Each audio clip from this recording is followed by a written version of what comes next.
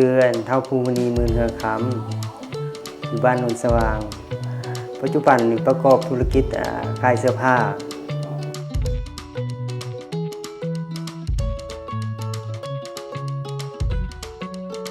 อันเหตุผลที่หนึ่งคือว่าเขาเฮ็ดเสื้อผ้ามาหลายปีแล้วเนาะแล้วก็อันที่สองแบบอยากลองอยากหาธุรกิจใหม่มาเสริม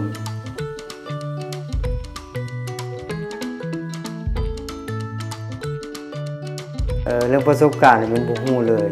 บ่ฮู้ด้านนี้เลย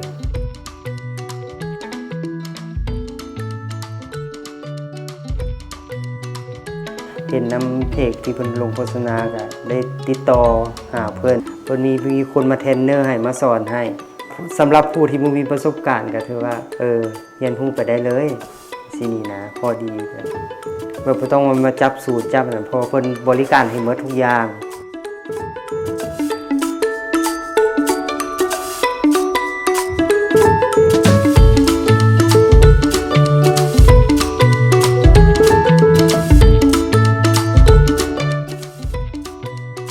มันก็ว่า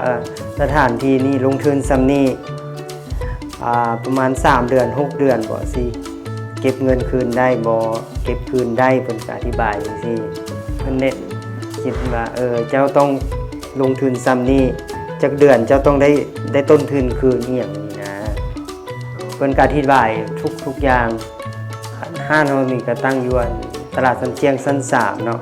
ขึ้นมานี่ข้างลิฟต์เลย